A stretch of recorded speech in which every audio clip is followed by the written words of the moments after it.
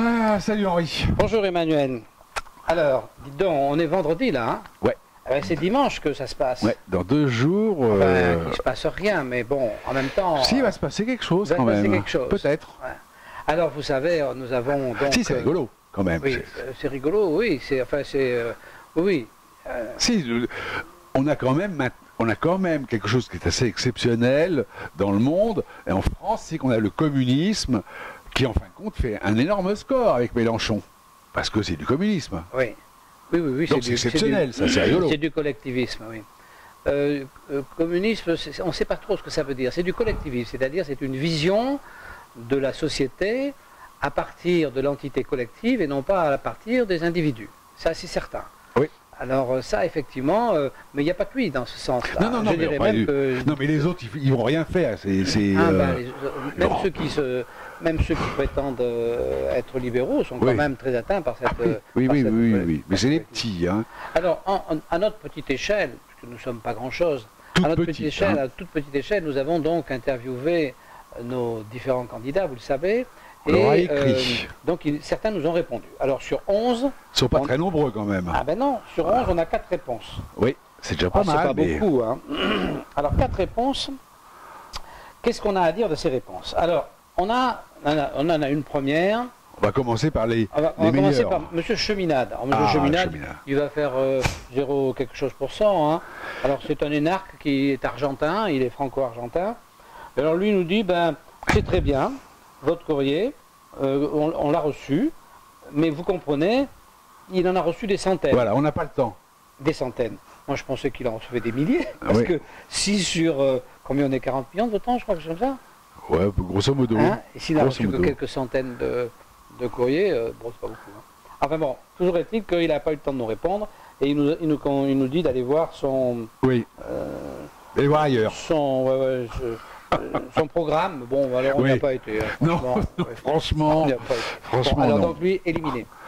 Alors ensuite, on n'est pas plus intéressé par son programme que lui est intéressé par le nôtre. Par nos soucis, exactement. C'est exactement ce qui se passe. Alors ensuite, on a Monsieur François Asselineau. Ah oui. Alors lui, c'est aussi un énarque. Oui. Alors, il y a beaucoup d'énarques. Hein. Alors, il dit que... Alors lui, il est très bien. Il dit que nos questions sont légitimes. Bon, c'est déjà pas mal, ça. Mais il dit que il faut rappeler que les sujets sur lesquels on l'interpelle, c'est un problème législatif et pas présidentiel. Donc en fait, ça le regarde pas. Voilà. Ça regarde l'Assemblée nationale. Donc il botte en touche. Oui, il botte en touche, il répond pas, et donc il n'a pas d'avis sur la question, n'en parlons plus. Ouais. Alors ensuite, nous en avons 2 qui émettent des avis réels et qui sont, dans les 2 cas, construits. Prenez d'abord celle-là, Oui, mais celle-là, ça va être long. Enfin, bon, alors, je pense oui, mais de toute façon, il faudra bien... Hein. Oui. Ça sera long, de toute façon. Donc, de ces 2 questions, la meilleure. Il y en a une qui est très structurée, c'est M. Mélenchon. Alors, M. Mélenchon... Elle est longue, hein, elle est longue, en plus, 3 pages.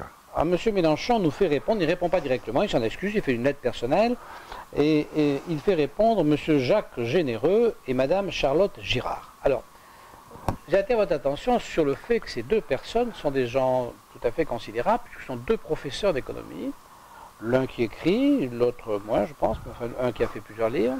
Donc ils enseignent à nos enfants l'économie. Bien. Je ne vous cache pas que le livre de... L'économie selon Mélenchon, ça doit être coquet. Le livre de Généreux, je l'ai commandé, donc je vais le lire, après je vous dirai ce que j'en pense. Alors, qu'est-ce qu'il y a dans ce courrier? Il y a des choses qui font peur. Alors, c'est très structuré, c'est assez scolaire. Hein. Donc, ils nous disent qu'ils répondent aux 5 points, et ils disent qu'effectivement, le principe fondamental de la Déclaration des droits de l'homme concernant l'impôt, c'est l'égalité devant l'impôt. Et donc, ils en concluent que le système que nous avons serait l'égalité devant l'impôt. Mais en fait, ce n'est pas exactement ce que dit la Déclaration des droits de l'homme. L'égalité devant l'impôt, ce n'est pas l'impôt progressif. L'impôt progressif tente à une égalité de revenus. Mais ce n'est pas une égalité devant l'impôt, puisque évidemment, ceux qui ont plus de revenus payent beaucoup plus d'impôts. Donc la vraie question qui est posée par cette réponse, qui d'abord n'est pas complète. Alors moi, c'est un peu embêtant, parce que si vous voulez, ce sont des professeurs. Donc ce sont des professeurs, donc en réalité, quand on est professeur, normalement on est intelligent, et quand on est intelligent, on peut prendre parti, mais on peut prendre parti après avoir étudié les choses sous toutes ses facettes. Or, dans cette affaire, dans la réponse, c'est pas étudié sous toutes les facettes, alors loin s'en faut, donc c'est complètement tendancieux, ce qui n'est pas normal pour un professeur. Un professeur devrait dire, voilà les événements, on peut penser ceci et cela, moi, je pense ça. Il a le droit de penser ce qu'il veut, mais il n'a pas le droit de prétendre que ce qu'il pense est la vérité. Or, c'est ce que nous allons avoir là, c'est assez désagréable. Donc, c'est même très désagréable. Oui, c'est très désagréable. Pour nous, c'est très désagréable. Donc, il y a une confusion entre l'égalité devant l'impôt et l'égalité des revenus. Alors, d'abord, on lui demande rien tellement à ce sujet-là. Nous, on lui demande. Alors ensuite, elle va nous dire, ils vont nous dire, ces deux professeurs, dans un pays où la fraude représente entre 60 et 80 milliards d'euros. Alors ça, ils n'en savent rien, parce que s'il y avait 60 ou 80 milliards d'euros avec tous les outils qu'ils ont pour lutter contre la fraude, il y a longtemps qu'ils les auraient récupérés. Ça, c'est les chiffres de Bercy, c'est la propagande. Quoi. Tout le monde sort ce truc-là. Oh là là là là, et les médias, tout ça, ça grossit, et alors, ça repose sur rien. Donc, ensuite, dans cette lettre, on leur disait, mais ce serait quand même bien que celui qui est contrôlé sache pourquoi on vient chez lui, oui. etc. Et à ça, ils répondent, les critères qui président à un contrôle fiscal ne sont pas cachés. Bon, alors, je ne sais pas où ils ne savent pas ce que c'est un contrôle fiscal, où il y a un problème. Parce non, que ils ne savent pas ce que c'est. Ils ne sont pas cachés. Et là, ils expliquent qu'ils ne sont pas cachés parce qu'il y a plusieurs missions, des rapports Plantax, etc. Ouais. Alors, oui, ils ne sont pas cachés aux contrôleurs. Oui, voilà, c'est ça. Oui. Mais ils sont cachés non, mais je crois qu'ils savent. Ils ne connaissent pas du tout le sujet. Alors ensuite, pareil, quand ils disent qu'il est inexact de dire qu'il n'existe aucun contrôle sur son action, le contrôle fiscal interne est précis. Qui le sait, ça? C'est pareil, personne. Donc, si vous voulez, on va dans cette lettre, on va de confusion en confusion. De contre-vérité en contre-vérité. Oui, et au moment où on leur dit, oui, mais le débat oral et contradictoire, c'est très important, et ils disent, ah oui, effectivement, c'est très important, mais en fait, c'est formidable parce que la conclusion de la vérification fait l'objet d'une procédure écrite. C'est bien ce que l'on leur explique, c'est qu'il ne reste rien de tout ce qui s'est dit. Et que la procédure écrite, c'est le contrôleur qui l'a remplie. Donc on n'a aucun droit sans dessus. Votre aide, donc on ne sait pas. Donc il ne reste effectivement que ce qu'a dit le contrôleur. Alors ça leur passe complètement au-dessus de la tête aussi. Donc ils sont quand même assez dangereux ces gens. C'est-à-dire que donc ils disent le contrôle ne s'apprécie donc pas avec un éventuel enregistrement, mais sur des éléments écrits et étayés. Étayés exclusivement par le contrôleur. Bien sûr, parce que les nôtres, ils s'en fichent. Hein. Alors, question de la dette. Alors, du paiement, du redressement, on se plaint qu'il soit exigible immédiatement. Oui. Alors, ils nous disent, il est nécessaire de rappeler que les recouvrements dits préventifs ne sont pas fréquents. Ah bon? Mais alors, c'est-à-dire là, c'est pareil. Ces gens n'ont jamais tenu une entreprise. Le recouvrement total, c'est effectivement pas courant, mais la prise de garantie, c'est très courant. Et la prise de garantie, ça paralyse. C'est systématique. Ça paralyse autant qu'un recouvrement, puisque ça immobilise des sommes en garantie. Bien sûr. Donc, si vous voulez, ça paralyse l'entreprise pareil. Donc, tout ça, si vous voulez, c'est de l'amateurisme. Et évidemment, en cerise sur le gâteau, nous sommes par ailleurs résolument opposés à ce que la responsabilité individuelle d'un agent puisse être engagée. Alors, évidemment, l'agent ne peut être qu'irresponsable. Donc, c'est quand même... Et, in fine, il s'agit ainsi de mieux sanctionner la fraude fiscale. C'est-à-dire que M. Mélenchon est pour la terreur fiscale. D'ailleurs, M. Mélenchon n'est pas que pour la terreur fiscale. Je pense que et pour la terreur, je pense que c'est enfin, disons que, sans vouloir l'insulter, il est un peu stalinien, quoi. Alors, on se retrouve à l'époque... Disons qu'une démocratie, c'est l'art de faire fonctionner une société à mi-chemin entre le laxisme et la terreur. C'est-à-dire qu'une société laxiste, ça n'est pas bon. Une société de terreur, ça n'est pas bon non plus. Donc on doit être entre les deux. Et être entre les deux, ça n'est pas si facile que ça. On va prendre un exemple là, c'est l'exemple de cette nuit. Cette nuit, hier soir, un individu va flinguer 3 flics. On essaie de nous faire avaler qu'il s'agit d'un extrémiste religieux. Oui. Alors, tout ça au motif que Daesh récupère le compliment. Mais Daesh récupère le compliment comme les nazis embauchaient les voyous pour la milice. C'est-à-dire c'est une récupération qui n'a aucun rapport. Si ce type avait été ce qu'on appelle un combattant islamique, un religieux, une fois arrivé aux Champs-Élysées, il aurait tiré dans la foule.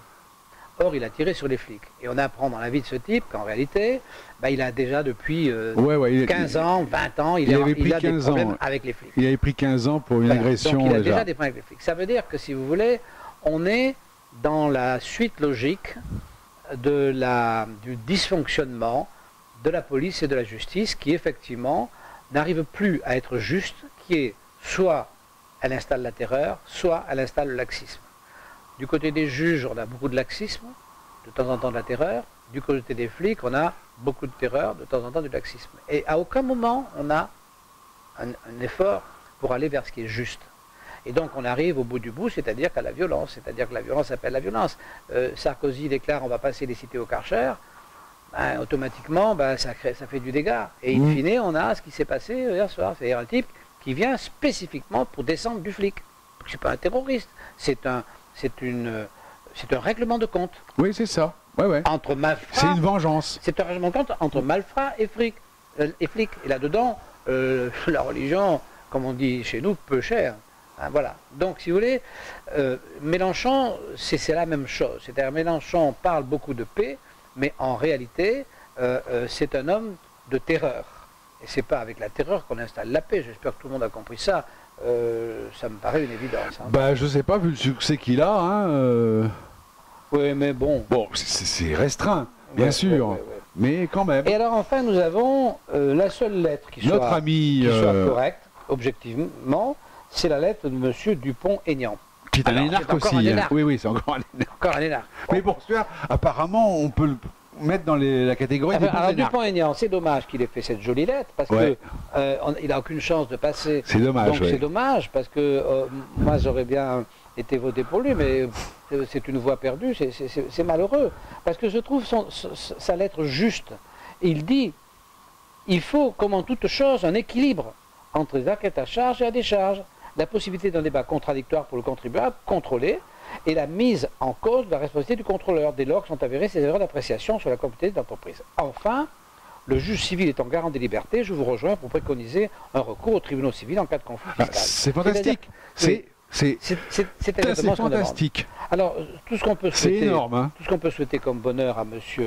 Dupont-Aignan, c'est qu'il fasse suffisamment de voix pour qu'on tienne compte de ce qu'il dit et qu'il soit intégré dans le gouvernement du futur gagnant.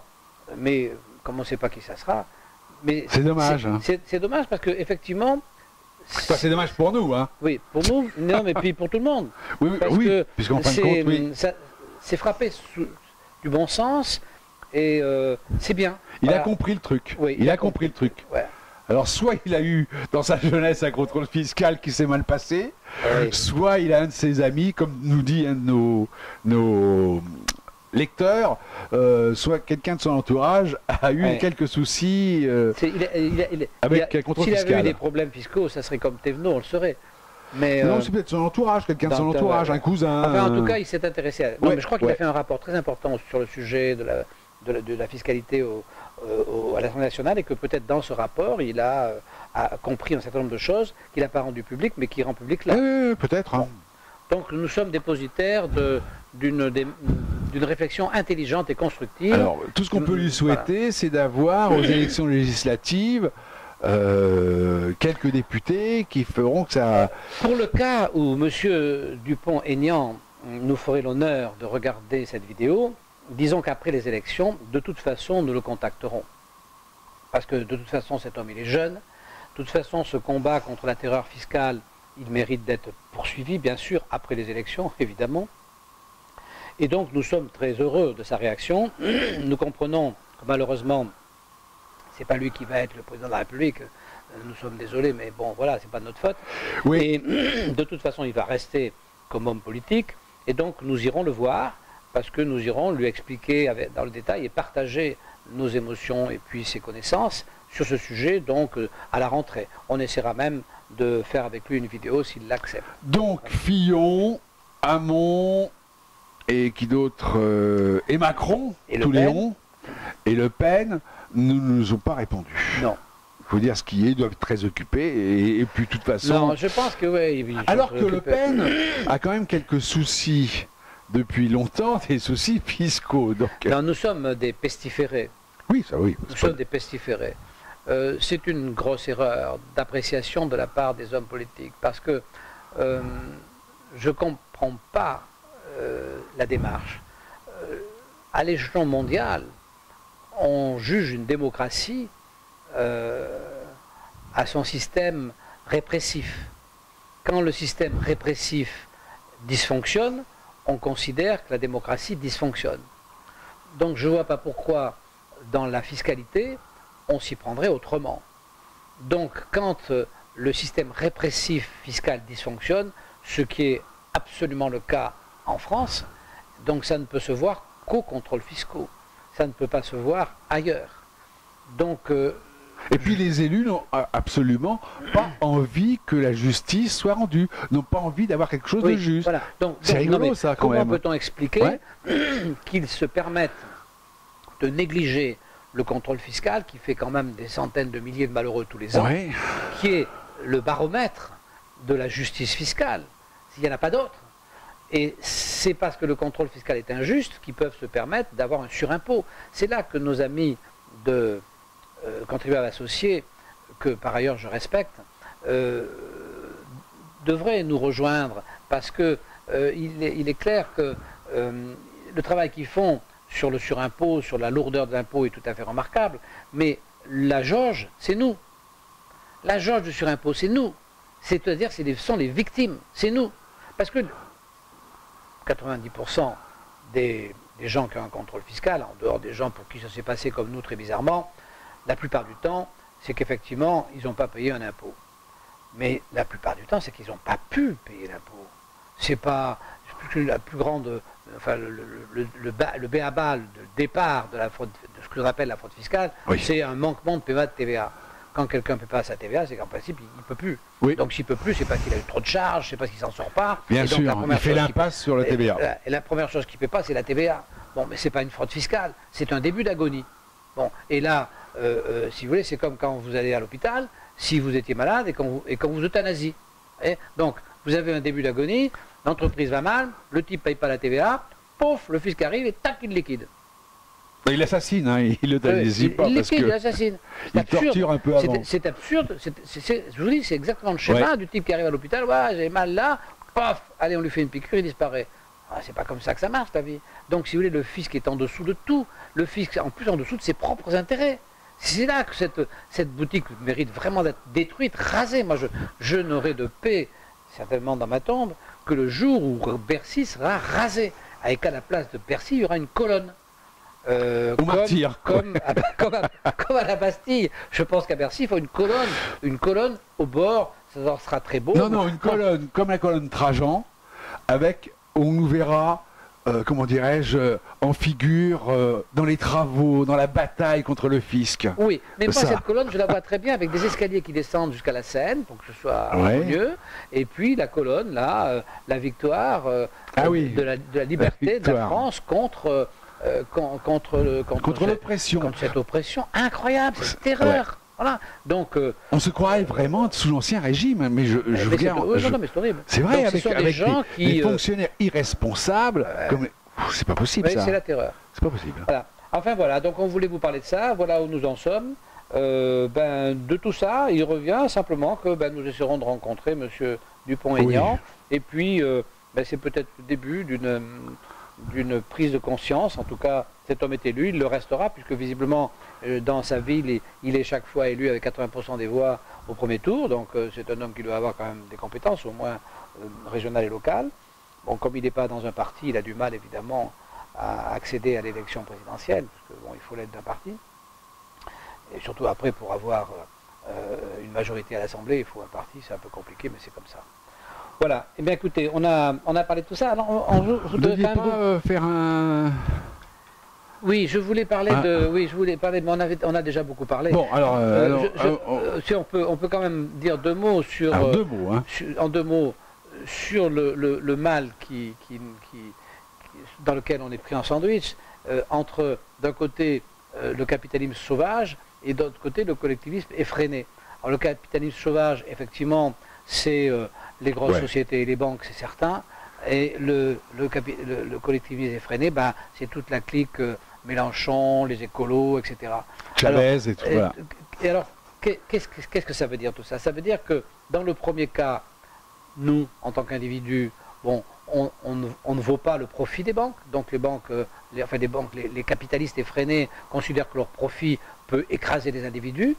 Et dans l'autre cas, ces collectivistes effrénés considèrent que leur théorie, que leur philosophie peut parfaitement écraser les individus, puisqu'en plus c'est l'essence même de leur philosophie. Donc dans les deux cas, qu'est-ce qui se passe? Dans les deux cas, on perd de vue l'individu. C'est-à-dire qu'on perd de vue la liberté. La liberté, voilà. C'est ça qu'on perd de vue. Et donc, c'est ça qui fait mal au cœur. Et que finalement, on n'a pas de candidat qui nous dit ça, qui nous dit, bon ben voilà, entre ces deux extrêmes, moi je vous garantis la liberté, je vous garantis votre liberté. On n'a pas ça. On n'a pas ça parce que, je vais vous faire un petit aveu, mais je ne voudrais pas que vous me preniez comme quelque chose de prétentieux. Je pense qu'on est en panne d'intelligence. C'est-à-dire que la démocratie a un inconvénient, c'est qu'elle tâtonne pour chercher ses élites, c'est-à-dire l'intelligence. Donc, si vous voulez, dès qu'on introduit la démagogie, on recrute en masse la bêtise. Et on ne peut faire marche arrière que quand on s'est écrasé dans le mur. Et donc, c'est pour ça que régulièrement, la démocratie prend des décisions et envoie tout le monde dans le mur, et ensuite on redémarre.